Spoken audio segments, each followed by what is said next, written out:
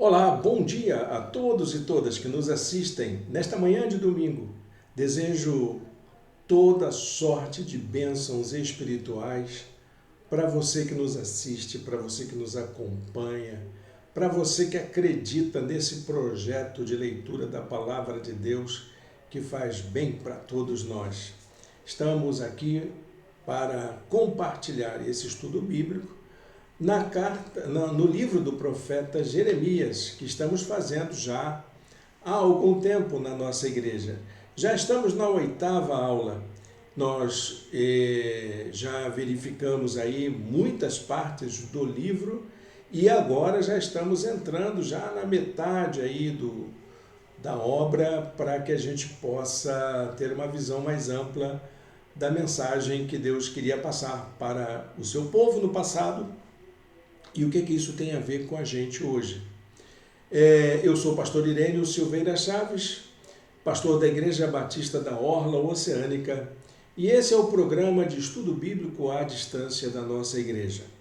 Eu vou colocar aqui já a nossa apresentação.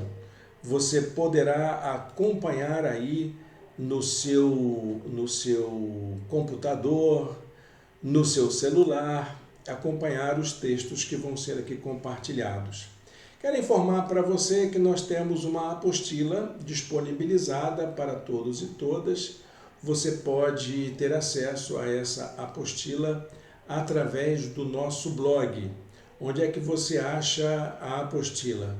Eu coloquei aqui do lado no chat o endereço e tem aqui embaixo também a descrição do nosso blog. Você pode achar facilmente. Então, seja no chat, seja na descrição, você acha o endereço do nosso blog, entra na página de estudos e você vai encontrar uma série de apostilas, entre elas os estudos no livro do profeta Jeremias, ok?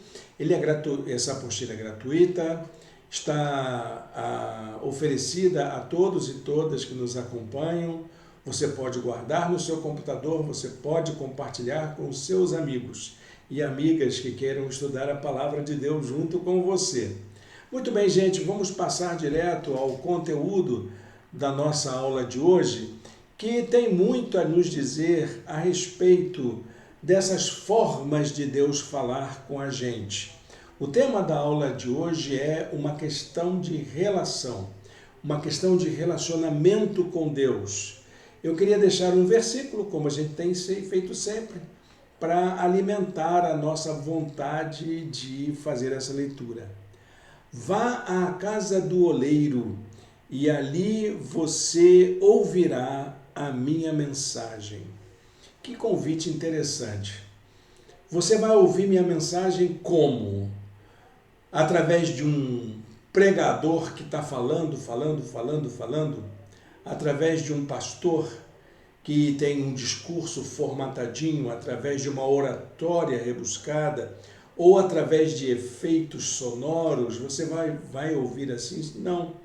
Você, Jeremias, vai ouvir minha palavra a partir da ação do oleiro, da prática dele. Você vai lá, observa o oleiro. E é através da prática do oleiro que eu vou falar com você, ok? Olha, meus irmãos, minhas irmãs, esse aí é um indicativo muito importante a respeito dos modos de Deus falar conosco. Deus não tem um único modo de falar com a gente. Ele fala por muitos meios, usando muitos instrumentos, muitas pessoas. Muitas vezes pessoas até que não são da religião. Pessoas que até podem servir aí como escândalo, ou tropeço, ou até mesmo pessoas que não têm nenhuma afinidade com a fé. Olha, eu posso garantir a vocês, Deus fala de muitos meios e por muitas formas. Deus tem os seus mensageiros para poder falar conosco. Jesus disse isso para os seus contemporâneos. Ele disse que Deus pode suscitar adoradores até mesmo de pedras. Deus pode falar até mesmo das coisas, através das coisas inanimadas. Deus fala conosco de muitas formas.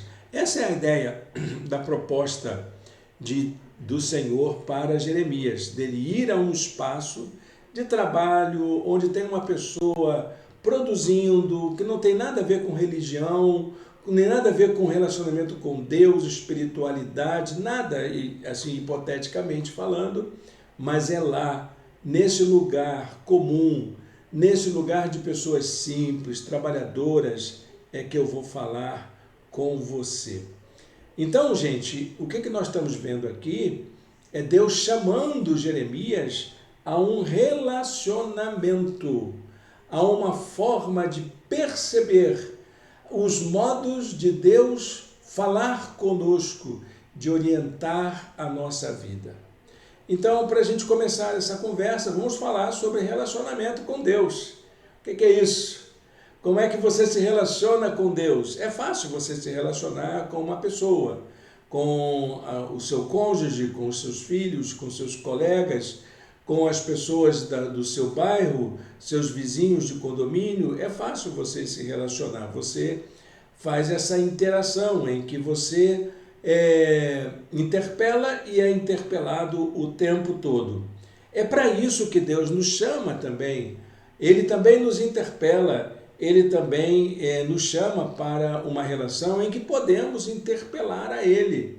Não há distinção, o relacionamento com Deus é um relacionamento de duas mãos, sim, não é de uma mão só. Não é só de uma pessoa que fala e Deus tem que te atender passivamente. Deus também quer falar com a gente. Deus tem algo para dizer para a gente. Deus quer apontar caminhos. Deus quer apresentar possibilidades àquelas circunstâncias que nós enfrentamos as nossas dificuldades. Por isso que a gente pode dizer que relacionar-se com Deus é algo que não se pode explicar matematicamente, uma descrição. Como é que é uma relação com Deus, Irênio? Eu não posso descrever para você. Relacionar-se é você estar diante do outro. E muitas vezes Deus chama Jeremias para isso, para que ele pudesse perceber os modos de Deus falar e pudesse aperfeiçoar a sua relação com o povo. Muitas vezes, Jeremias, ele vai fazer menção a essas formas de Deus falar com ele, que foge das descrições, que foge das fórmulas tradicionais. Ele vai falar do uso de metáforas que Deus utiliza para esclarecer essa dimensão da relação entre Deus e as pessoas, principalmente o seu povo. Então, há metáforas que aparecem no livro do profeta Jeremias que descrevem esse modo de Deus se relacionar com seu povo. Vamos dar uma olhadinha nessas metáforas? Quais são essas metáforas? Eu coloquei aqui o endereço delas. Depois você pode dar uma olhadinha, você pega a sua apostila ou as anotações do vídeo mesmo, estão aqui os endereços dos versículos e eu gostaria que você pudesse dar uma olhada com calma nessas metáforas que são muito importantes para entender a relação de Deus com o seu povo. A primeira metáfora que chama a atenção é a metáfora de um cinto podre e inútil, em que Deus exige que Jeremias se vista daquele cinto podre, apodrecido, fedorento e saia no meio da multidão. E ele diz, eu queria que você sentisse o que eu sinto com relação ao que o povo faz comigo, como o meu povo me trata, como ele se comporta diante de mim. Está em Jeremias 13, versos de 1 a 11.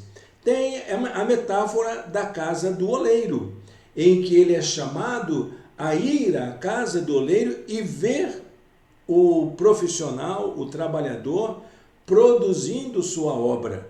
Ali, na mesa do oleiro, ele confeccionando, trabalhando o barro como ele quer. E Deus diz que é dessa forma que Deus quer trabalhar com o seu povo. Nós temos também a metáfora do vaso quebrado, vaso de barro quebrado, em que Jeremias é interpelado a comprar um vaso e cuidar daquele vaso. E quando reunir todo mundo para mostrar o vaso, ele quebra o vaso, que é exatamente aí também uma proposta dessa relação com Deus. A metáfora da casa do oleiro está em Jeremias 18, de 1 a 10, e a metáfora do vaso de barro quebrado está em Jeremias 19, de 1 a 12.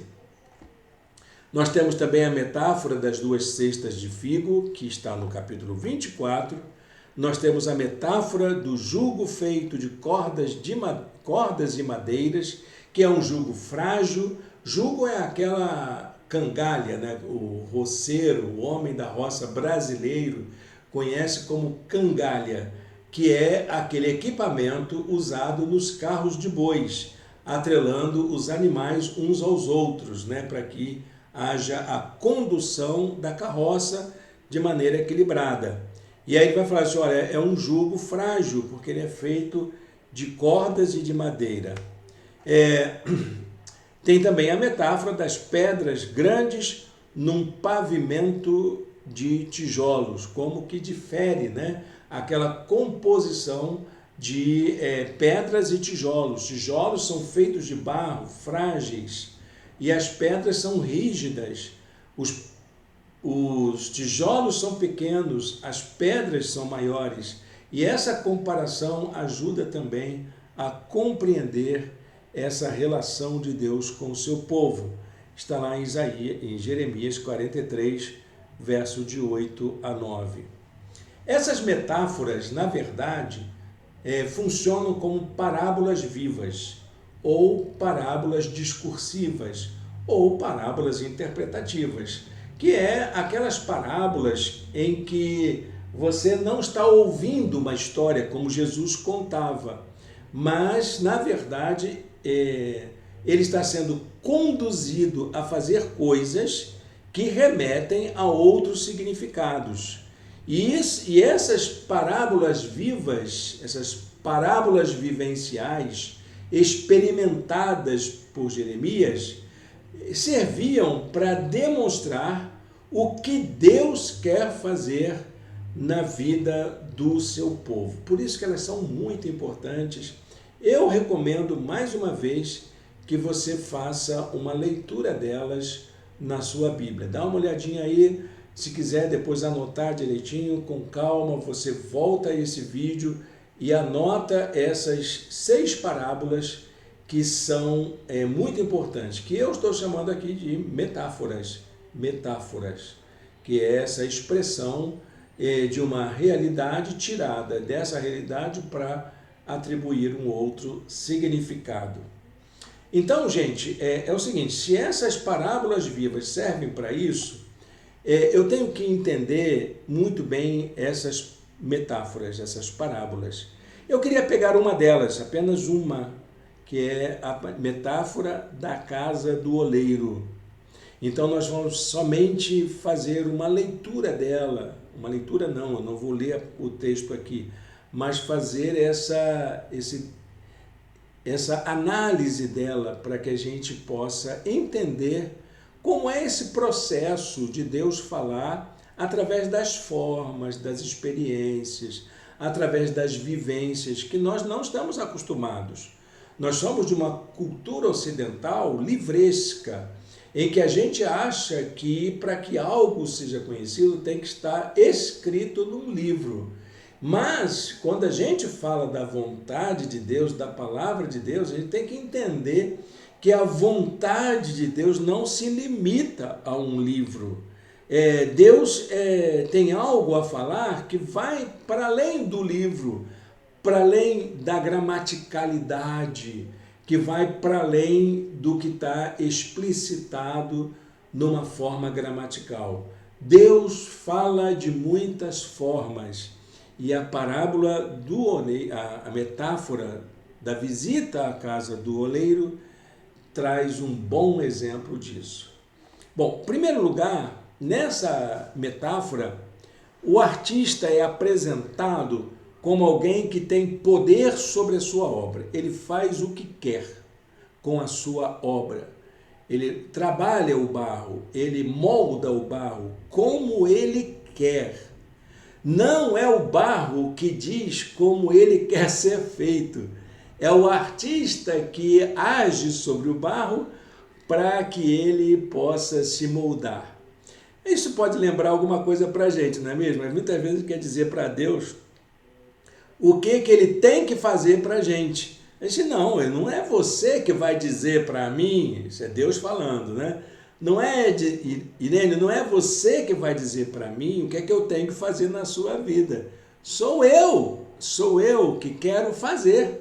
E para fazer, necessariamente, eu não preciso ficar falando o tempo todo, explicando nos mínimos detalhes. Não preciso disso, não é necessário fazer isso. Você tem discernimento, você tem entendimento, e essa sua vivência já pode fazer você entender que eu é que sou o artista e você é a obra de arte. Entendeu aí? Bom, a segunda coisa importante é que o artista é maior do que a sua obra. É o artista que trabalha. Não é a obra que vai trabalhar. A obra é apenas um instrumento que é resultado da ação desse artista. E é o que nós somos. Nós somos criação de Deus. Fomos criados para ser imagem e semelhança de Deus. Nós fomos criados para viver conforme a sua vontade, não para que a gente possa determinar aquilo que é a vontade de Deus para a nossa vida, mas entender que o projeto divino ele não se esgota na gente. Deus é muito maior que a sua própria obra, Deus é maior que a sua criação, Deus está para além de mim. Deus está para além do meu querer, Deus está para além daquilo que eu penso, Deus está para além até das minhas necessidades. Não é Deus que precisa de mim, eu que preciso dele.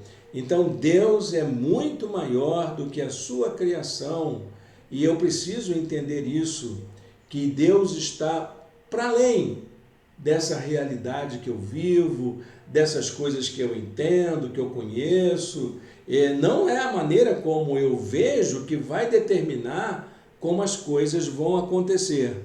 Muito menos aquilo que Deus quer fazer com a minha vida.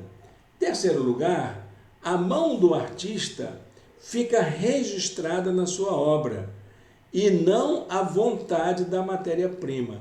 O que vai ficar gravado na obra, quando o vaso estiver pronto, não é o barro, mas sim a obra de arte, como a mão do oleiro boleou o vaso, como que ele moldou, como que ele agiu com destreza, no momento certo, com a intervenção certa, para produzir aquele tipo de vaso que está sendo apresentado como resultado daquele trabalho. O que vai aparecer na sua vida, meu irmão, minha irmã, não são suas conquistas, não são os seus títulos, não são os seus méritos. O que vai aparecer no final é aquilo que você permitiu Deus fazer na sua vida. São as marcas das mãos de Deus sobre você, sobre sua família, sobre o seu negócio. É a maneira como Deus pôde fazer, pôde agir com a sua habilidade, com a sua destreza para poder nos abençoar. Então, gente, como uma pergunta que vem agora é: como é que eu posso, então, conhecer o que Deus quer fazer com a minha vida? Como eu posso conhecer a vontade de Deus? Como eu posso conhecer aquilo que Deus pode fazer conosco? Bom, eu vou apresentar aqui 5 respostas que Jeremias apresenta. Jeremias tem 5 maneiras de lidar com essa questão de conhecer a vontade de Deus. primeiro lugar, isso tudo a partir da parábola da casa do oleiro, ou da metáfora da casa do oleiro. Em primeiro lugar, Deus quer moldar a nossa vida. A ideia de moldar é dar forma. Ele quer dar uma forma diferente. Deus quer que a gente tenha a forma que Ele quer nos dar. Isso tem muito a ver com a Gestalt, né? Com esse jeito de moldar a vida da gente. Então, algumas recomendações muito claras. Deixe Deus ser Deus. Deus tem a perspectiva da totalidade e nós não. Deus se revela e permite que o conheçamos e Ele se dá a perceber. Aquilo que Deus é não está num compêndio, não está numa definição, não está numa crença, está naquilo que Deus é e Ele quer se mostrar para a gente, na sua totalidade, na sua dimensão total. Olha o que Deus diz a Jeremias.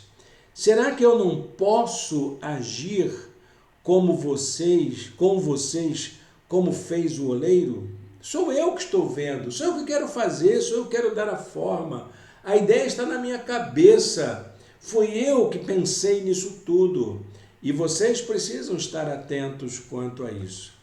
A segunda coisa que nós podemos também, que nos ajuda a conhecer um pouco mais a vontade de Deus, é reconhecer que Deus quer restaurar a nossa vida.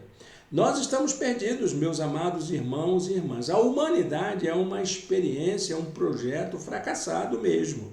A humanidade está perdida e todos nós junto com elas. A salvação não é só uma experiência individual, ela é também uma experiência comunitária, coletiva. Salvar a si mesmo implica você resgatar todas as relações, todas as implicações da sua vida no mundo, com outras pessoas, com o meio ambiente, com a sociedade politicamente organizada. É isso. Faz de você não um extraterrestre ou um ET aí, não é, que vive salvo fora do mundo. Não, você é salvo para viver no mundo, a fim de que a sua vida salva possa indicar a salvação para outras pessoas. Então, nós temos essa perspectiva da fragmentação. Deus tem a perspectiva da totalidade. Nós só vemos o momento, o instante, aquele pedacinho da nossa vivência. Nós só vivemos o nosso espaço físico, a nossa cidade, a nossa casa. A nossa visão é sempre limitada. Procurar entender a nossa condição e os nossos problemas a partir de nossas circunstâncias particulares pode indicar um grave erro. Pode indicar não, é um grave erro. Quando você analisa a totalidade a partir das suas próprias circunstâncias, seu próprio entorno, você com certeza vai ter um erro grave na sua maneira de compreender. Tem algumas questões que vão falhar mesmo se você só pensar no seu aqui e agora, no seu entorno, e não na totalidade de Deus na criação. Perguntas como: por que sofro? Por que isso aconteceu comigo? Qual a vontade de Deus para mim? Só podem ser respondidas à luz da totalidade divina. Essa ideia da soberania divina quer dizer isso. O Todo-Poderoso é alguém que ocupa todos os espaços, é aquele que preenche toda a existência e é ele que tem a resposta certa para isso. Não aquilo que eu acho, não aquilo que alguém diz, não aquilo que está escrito em algum manual, mas aquilo que Deus fala ao meu coração através das minhas vivências. Então há realmente uma circunstância que provoca medo na vida da gente. Isso aí traz uma insegurançazinha, não é mesmo? Então o medo que nossas tragédias provocam não pode ser maior do que o medo de viver eternamente sem Deus. É isso, você não tem que pensar na solução dos seus problemas emergenciais apenas, mas pensar na totalidade da vida. Pode ser que Deus não responda a tua oração agora, meu irmão. Sabe por quê? Porque Deus vê o todo. Ele está trabalhando por você. Ele está trabalhando pela humanidade. E é preciso que a gente entenda que o melhor momento é sempre aquele que Deus age. Em que Deus age. Não o que eu quero, mas aquilo que Ele quer fazer na nossa vida. Jeremias 17, assim. Não sejas motivos de pavor para mim. Olha que oração de Jeremias, não é? Senhor, não me deixa sentir medo. Tu és o meu refúgio no dia da desgraça. Deus está conosco. Deus está aí com você, meu irmão. Deus está nos amparando o tempo todo.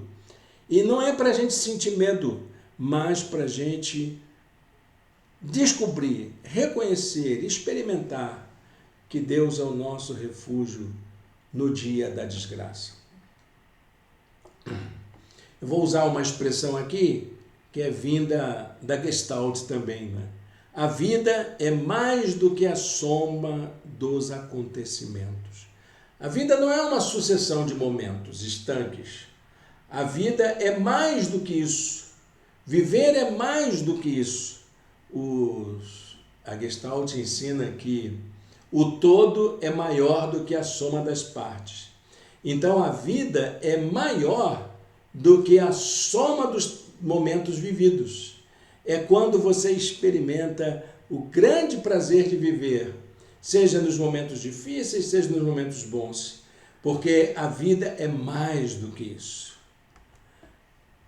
Jeremias 18:4 diz assim: mas o vaso de barro que ele estava formando estragou-se em suas mãos e ele o refez, moldando outro vaso de acordo com a sua vontade. Pode ser que tudo que você está tentando não tem nada a ver. E Deus é aquele que tem a habilidade de fazer com que tudo comece de novo, com que tudo ganhe um novo sentido e tudo venha a ser construído de novo. Quem sabe isso que você está passando aí, perda, desilusão, engano, desemprego, o que você está passando? Conta aí para você mesmo. Pode ser que isso que você está passando seja aquele freio de arrumação, né? Os ônibus lotados do Grande Rio é mais ou menos assim, o ônibus está cheio, aí o povo tem aquela dificuldade de se locomover dentro do ônibus, aí os motoristas meia trava, dá aquela freada para fazer a arrumação dos passageiros dentro de um ônibus. Pode ser que seja isso. Pode ser que Deus esteja dando uma sacudida na sua vida para que as coisas cheguem no seu devido lugar. Terceira coisa que essa lição nos dá: Deus quer ser o Senhor da nossa vida. Ele quer ter o controle, não que a gente tenha o controle, mas Ele quer ter o controle. Deus se revela para nós e quer que conheçamos o seu modo de ser, o seu jeito de agir, a sua forma. Deus quer que nós o conheçamos intimamente. E é por isso que Ele se dá a perceber. Você não tem evidências, né, da presença de Deus, você tem vislumbres. Você desconfia que Deus está agindo, sim. É possível você ter esses vislumbres da ação de Deus. Você tem vislumbres do amor de Deus pela sua vida. Você pode ter esses vislumbres, sim, porque Deus se permite conhecer. O grande desafio é deixar Deus ser o oleiro da nossa vida e assumir a condição de ser o barro. Então, meu irmão, minha irmã, deixe Deus ser o oleiro e experimente o prazer de ser o barro na mão desse oleiro. Eu acho que vai ser uma experiência muito positiva. Jeremias 18:6, como barro na mão do oleiro, assim são vocês nas minhas mãos. Que experiência maravilhosa que Deus está chamando o seu povo a fazer, né? Quarto conhecimento que a gente precisa ter, o de que Deus quer dar direção, Ele quer dar um rumo. Ele quer dar uma orientação para a nossa vida, porque todos nós estamos perdidos, cada um seguindo o seu próprio caminho, cada um fazendo do seu jeito, cada um agindo de um modo.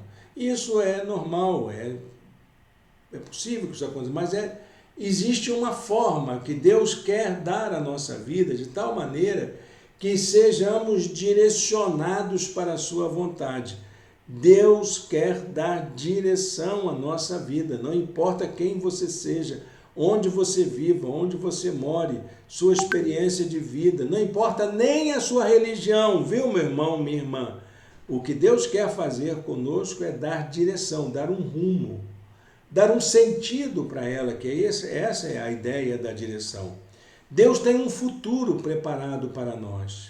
Experimentá-lo depende das nossas escolhas hoje. O mais importante é que cada um perceba a si mesmo dentro dessa relação com Deus. Essa maneira de você perceber Deus, de você notar Deus e se entregar a Ele, é isso que se chama conversão. É mudar o rumo, dar uma nova direção para a vida. Você está caminhando por aqui e Deus vem e te dá um novo sentido. E aí você muda o rumo e vai caminhar por aquele caminho que Deus gostaria que você trilhasse. Converter-se, meu irmão, minha irmã, não é mudar de religião. Não é mudar de religião, mas mudar a sua maneira de compreender a vida. E eu vou dizer uma particularidade aqui. Há muitos cristãos e cristãs que estão dentro das nossas igrejas e que precisam fazer uma mudança de rumo da vida. Precisam se converterem, deixarem de seguir o caminho que eles acham que é certo para poder seguir o caminho que o Senhor propõe. Jeremias dizendo ao povo de Deus: e se essa nação que eu adverti converter-se de sua perversidade, então eu me arrependerei. Essa conversão é geral. Essa mudança de rumo, essa mudança de sentido é geral, envolve todo o povo, envolve até os planos divinos para a sua igreja, para a sua criação, para o mundo que nós vivemos. Precisamos mudar de rumo, dar uma direção para a nossa vida. E, finalmente, a quinta lição, a quinta coisa que precisamos conhecer é que Deus quer nos encorajar para que possamos seguir adiante. Para poder dar um passo a mais, dentro dessa complexidade da vida, é preciso ter muita coragem, muita força. E Deus quer nos encorajar para isso. Deus quer nos capacitar para isso. Num dado momento, Jeremias sentiu cansaço de tanto insistir contra o pecado e a maldade que imperavam no mundo. Parecia que Jeremias estava dando murro em ponta de faca. Diríamos até que ele passou por algo que poderíamos chamar de síndrome de burnout. Naquela época não tinha psicólogo, coitado, ele não pôde tratar do seu problema. Hoje, se você tem isso, você tem essa condição de você ir ao médico, ou psicólogo, ou psicanalista, e fazer o seu tratamento. Jeremias não, ele teve que encarar essa sozinho. E Deus cuidando dele, porque é Deus que estava fortalecendo a ele para seguir em frente na tarefa de ser um profeta no meio do povo de Deus. Jeremias 18:19 diz assim: atende-me, Senhor, ouve os que os meus acusadores estão dizendo. Como é que eu faço, Senhor? Qual é o rumo que eu sigo? Por onde seguir? Por onde caminhar diante de tanta afronta, de tanta perseguição, de tanta tentativa de agredir a minha vida? Como é que eu faço? Então me ajuda, Senhor, atende-me, ouve o que os meus acusadores estão dizendo e dá direção na minha vida. Olha, meus irmãos, é isso que Deus quer fazer com você. A situação de Jeremias não foi fácil, ela começou a se agravar a partir desse ponto, desse uso dessas metáforas. a situação de Jeremias se agravou e chegou a um ponto de um sacerdote chamado Passur mandou prendê-lo e açoitá-lo porque ele estava dizendo as coisas que ele dizia, como ele se apresentava como profeta de Deus. Você vai encontrar isso no livro de Jeremias, capítulo 20, verso de 1 a 6. Jeremias foi preso e ele foi trancafiado numa masmorra. Jeremias, então, quando ele percebe isso, ele cheguei ao fundo do poço, literalmente. Cheguei a um ponto da minha vida que não dá mais. E ele se sentiu, naquele momento, enganado por Deus. Eu não estou exagerando, não. Não estou exagerando, não. Ele diz assim: Senhor, tu me enganaste e eu fui enganado. Foste mais forte do que eu e prevaleceste. Sou ridicularizado o dia inteiro. Todos zombam de mim. Numa outra tradução da Bíblia, a tradução revisada, diz assim: seduziste-me e deixei-me seduzir. O Senhor me seduziu e eu me entreguei.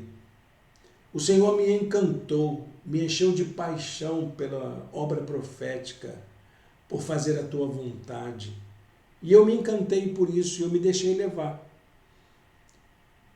Uma outra tradução, que é a Revista e Corrigida, diz assim: iludiste-me. Olha, você criou para mim uma situação de ilusão. Eu criei uma fantasia, achando que esse negócio de ser pastor, você vai ficar rico, vai trocar de carro todo ano, vai morar bem. Olha que furada que você se entrou, meu pastorzinho. Você foi enganado, você foi seduzido, você foi iludido. Iludiste-me, ó Senhor, e iludido fiquei. Cheguei até aqui. Olha onde é que olha o buraco que eu me meti.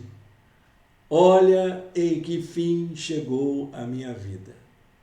Quantos e quantos servos de Deus já falaram isso? Dos que agem sinceramente. Porque não é fácil fazer a obra de Deus.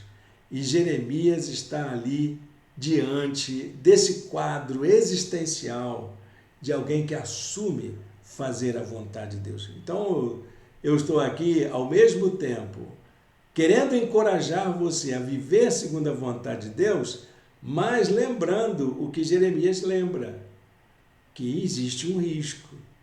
O risco de você se decepcionar e ver que não é nada disso, dessa ilusão que está na sua cabeça, desse engano que você vai ser feliz, vai vencer todos os inimigos, todo mundo vai se dobrar aos seus pés, que você vai ver todo mundo ser castigado, perseguido por fazer mal a você. Olha, pode ser que não, hein?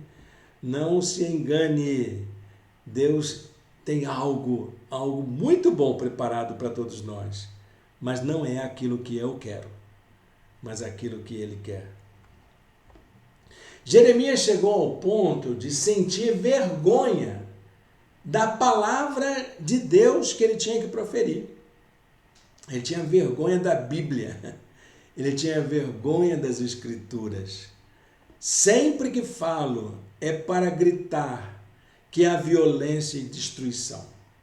Por isso, a palavra do Senhor trouxe-me insulto e censura o tempo todo. O que é isso que eu estou fazendo? Estou falando do amor de Deus e tem gente pregando ódio. Estou falando que Deus acolhe a todos e todas indistintamente. E tem gente dizendo que vai ter gente que vai para o inferno porque faz isso, faz aquilo. Olha, gente, que dificuldade. E aí, quando você apresenta o projeto amoroso de Deus para toda a humanidade, o projeto salvífico de Deus, de resgatar a todos e todas, pelos quais o Espírito do Senhor está trabalhando incansavelmente, intercedendo por todo mundo, aí vem aqueles camaradas da sã doutrina, daquela palavra dura, daqueles pregadores inflamados, histriônicos, dizendo que você está errado. Olha, sou eu que estou errado? Será que eu estou falando errado? que Deus tem um amor profundo pela criatura humana e que Ele quer salvar a todos e todas indistintamente e que está atuando com o seu Espírito para trazer a todos e todas debaixo do seu cuidado? Será que sou eu que estou errado em falar isso? E isso é algo que tem envergonhado muito a muitos pregadores, como foi Jeremias no passado. Jeremias chegou ao ponto de sentir vontade de desistir de seu ministério e chegou a desejar não falar sequer o nome de Deus. É a síndrome de burnout. Ele se esgotou. Eu não quero nem falar mais de Deus na minha vida. Chega, chega.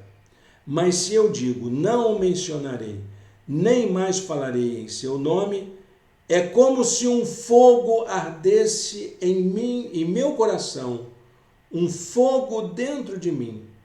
Estou exausto, tentando contê-lo, já não posso mais. Olha, eu estou a ponto de chutar o balde, de desistir disso tudo. Para mim, já deu. Chega, Senhor, chama outro. Era Jeremias tentando superar suas crises. Mas um dado interessante é que Jeremias sabia qual era o lado de Deus. E ele estava ao lado do Senhor. E sabia que Deus estava também ao seu lado. Que Deus estava protegendo e amparando a ele em todo o tempo. Embora as dificuldades fossem grandes, Deus não havia desistido de Jeremias. Deus manteve-se fiel ao lado do seu profeta. Verso 20, versículo 11, ele diz assim: mas o Senhor está comigo, como um forte guerreiro. Um forte guerreiro. Ou seja, o Senhor está cuidando de mim. O Senhor está me protegendo. O Senhor está ao meu lado. Ele está comigo. Pode ter certeza mesmo, naquelas situações mais difíceis, em que você acha que está sozinho, pode ter certeza que é nessas horas em que Deus está, de fato, ao seu lado. Ou, como diz o profeta, como um forte guerreiro, protegendo você e dando força e coragem para você lutar junto com Deus, essa batalha incansável que é de anunciar esse amor divino por toda a criação. Amém? Bom, a gente vai encerrar essa nossa aula de hoje, como a gente sempre tem encerrado, com uma conclusão que é uma espécie de uma síntese de tudo aquilo que a gente viu hoje sobre esse relacionamento com Deus. Deus insiste conosco para que façamos os ajustes necessários, a fim de que possamos experimentar mais da sua soberania e do seu cuidado. Quais são os ajustes que você precisa fazer? Quais são as coisas que você precisa mudar na sua vida? Formas de compreender, formas de lidar com os seus conflitos interiores, forma de lidar com as pessoas com os quais você convive. Enfim, quais são os ajustes que você tem que fazer? Ajuste no seu tempo, para que você tenha mais tempo com Deus, principalmente a sós com Ele. Ajustes na sua maneira de conhecer, para que você conheça mais do seu amor, das Escrituras, enfim, de todas as coisas que dizem respeito ao agir de Deus. Quais são os ajustes que você precisa fazer? Que você possa fazê-los. Esses ajustes são muito importantes, porque não há, meu irmão, minha irmã, como a gente estar na presença de Deus e permanecer do mesmo jeito. Do mesmo jeito. Nós não temos condições de desfrutar o melhor de Deus tendo passado tempo na presença dele e sair do mesmo jeito que entramos. Não, não tem como. A gente precisa fazer esses ajustes.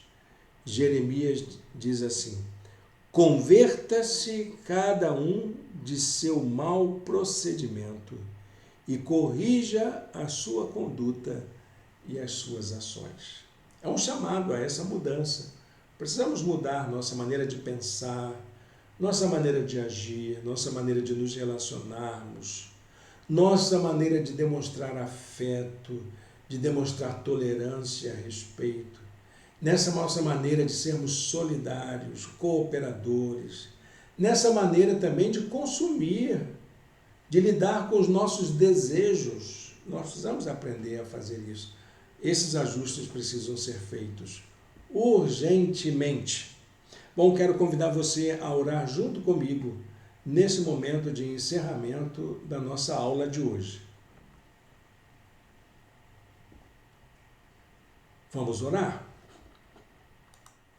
Senhor Deus e eterno Pai, muito obrigado, ó Deus, por esse momento tão especial em que nós estamos juntos e juntas aqui no estudo da Tua Palavra, aprendendo com Jeremias os seus modos de se relacionar conosco, o Teu chamado para uma vida de intimidade com o Senhor, para que possamos aprender a perceber os Seus modos de agir e de falar com a gente, sabendo que é o Senhor quem quer dar forma à nossa vida, é o Senhor que quer nos conduzir rumo à Tua vontade. Não a Tua vontade vir a nós, mas a gente caminhar para que possamos viver integralmente diante do Senhor, como pessoas que têm o temor do Senhor, como pessoas que entendem o Teu modo de ser, o Teu modo de agir, o Teu modo de falar. Fala o nosso coração ainda neste dia, Senhor. Nós te oramos em nome de Jesus. Amém e amém. Amém, meu irmão, minha irmã. Logo mais à noite teremos uma apresentação aqui da nossa mensagem.